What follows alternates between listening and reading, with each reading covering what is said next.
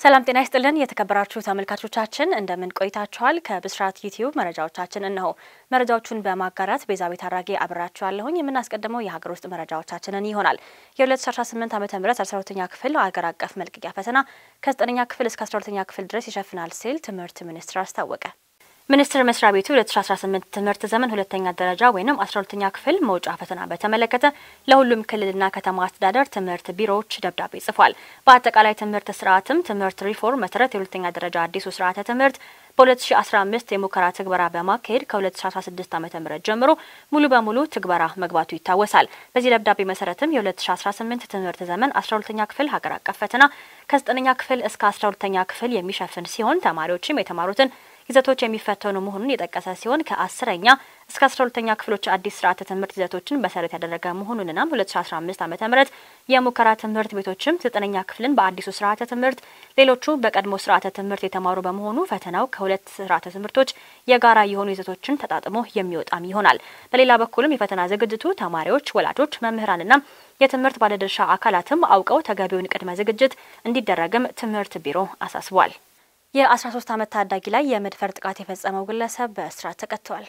በምዕራብ ወለጋ ዞን መንዲ ከተማ አስተዳደር መንዲ 01 ቀበሌ ውስጥ የ13 ዓመት ታዳጊ ላይ የመድፈር ጥቃት የፈጸመው ግለሰብ በእስራት ተቀጥቷል። የምዕራብ ወለጋ ዞን ፖሊስ ዋና መምሪያ የኮሙኒኬሽን ጽህፈት ቤት ኃላፊ ዋና ኢንስፔክተር ቹቹ ኢቱ እንደገለጹት ተከሳሽ ሙሉነህ ቦጋለ የተባለው ግለሰብ ሚያዝያ 6 ቀን 2017 ዓ.ም ከቀኑ 7 ሰዓት ላይ መንዲ ከተማ 01 ቀበሌ ረቡ ገበያ በተባለ ስፍራ በቤተሰቦቿ ወደ ሱቅ የተላከችውን ታዳጊ አታሎ በመውሰድ የመድፈር ጥቃት እንደፈጸመባት ገልጸዋል።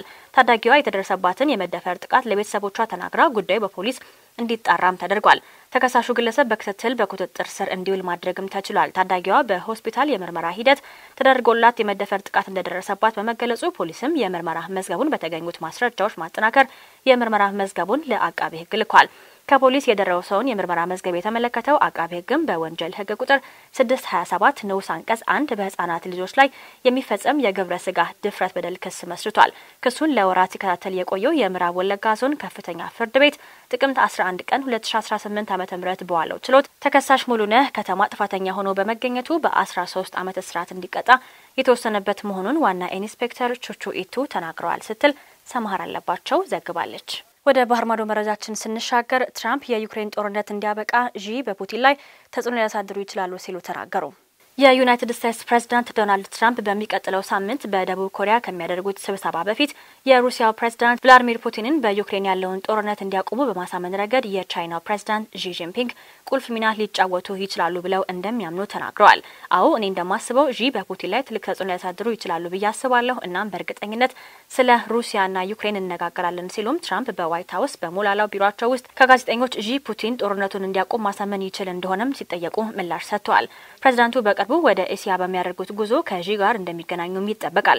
በተጨማሪም በማሌዥያና በጃፓን ጉብኝት ያደርጋሉ። በደቡብ ኮሪያ በሚኖረው ጉባኤም ከቻይና ፕሬዝዳንት ዢ ጋር እገናኛሉ። ብዙ ጥያቄዎችንና ጥርጣሬዎቻችንን በማንሳትም ግዙፍ ሀብቶቻችንን በጋራ መስራት እንችላለን ብለዋል። ትራምፕ ከዢ ጋር ያላቸውን ግንኙነት በጣም ጥሩ ሲሉ ገልጸው ስብሰባቸውንም በጣም ረጅም ጊዜ የሚቆይ እንደሚሆን ተናግረዋል። በእስራኤል አትሌቶች ላይ የቪዛ እገዳ በመጣሉ በኢንዶኔዥያ ምንም አይነት የስፖርት ዝግጅቶች እንዲከናወኑ እንደማይፈልግ የዓለም ኦሎምፒክ ኮሚቴ አስታወቀ። ዓለም አቀፉ ኦሎምፒክ ኮሚቴ አይኦሲ የእስራኤል ጂምናስቲክ አትሌቶች በጃካርታ የተካሄደ ባለው የአርቲስቲክ ጂምናስቲክስ የዓለም ሻምፒዮና ላይ እንዳይሳተፉ ካገደ በኋላ ዓለም አቀፍ የስፖርት ፌዴሬሽኖች በኢንዶኔዥያ ምንም አይነት የስፖርት ዝግጅቶችን እንዳያዘጋጁም አሳስቧል። የዓለም ስፖርት አካላት በኢንዶኔዥያ ውስጥ ዝግጅቶችን ከማከናወን እንዲያቆሙ የዓለም አቀፉ ኦሎምፒክ ኮሚቴ ስራ አስፈጻሚ ቦርድ መግለጫም አውጥቷል። ኢንዶኔዥያ በዚህ ወር መጀመሪያ ላይ የእስራኤል ጂምናስቲክ አትሌቶችን ቪዛ የከለከለችው በጋዛ እስራኤል የፈጸመችው የዘር ማጥፋት ሲሆን እሁድ ዕለትም በጀመረው ሻምፒዮና ላይ መሳተፍ አይችሉም ማለቷም ይታወሳል። ጃካርታ እርምጃው የፍልስጤም ግዛት ነጻነቷን እስክትቀበል ድረስ ከእስራኤል ጋር ያላትን ግንኙነትም የምታቋርጥበትን የኢንዶኔዥያ ፖሊሲ መሰረት ያደረገ ነው ብላለች። በጠንካራ ቃል በተነገረው መግለጫው ዓለም አቀፉ ኦሎምፒክ ኮሚቴ አይኦሲ በተጨማሪም ማንኛውም አትሌቶች ዜግነታቸው ምንም ይሁን ምን ወደፊት እዚያ ለመወዳደር ብቁ እንደሚሆኑ የጃካርታ መንግስት ማረጋገጫ እስኪሰጥ ድረስ ማንኛውም የኦሎምፒክ ጨዋታዎች በተመለከተ በኢንዶኔዥያ እንዳይካሄዱ ያቋረጠ መሆኑን ተናግሯል። ኢንዶኔዥያ 2036ቱን የበጋ ኦሎምፒክ ለማስተናገድ ፍላጎት እንዳላት ደጋግማ ገልጻለች። ነገር ግን የአይኦሲ ይህ ውሳኔ ከ11 ዓመታት በኋላ ውድድሩን ለማዘጋጀት ያላትን እድል ቀብሮታል። የተከበራችሁ ተመልካቾቻችን ከብስራት ዩቲዩብ መረጃዎቻችን እነኚህን ይመስሉ ነበር። መረጃዎቹን በማጋራት ቤዛቤት አራጌ አብራችሁ ቆየኝ። ፈጣን መረጃዎችን ለማግኘት የብስራት ዩቲዩብ ገጽን ላይክ፣ ሼር እንዲሁም ሰብስክራይብ ማድረግ እንዳይረሳ። መልካም ሁሉ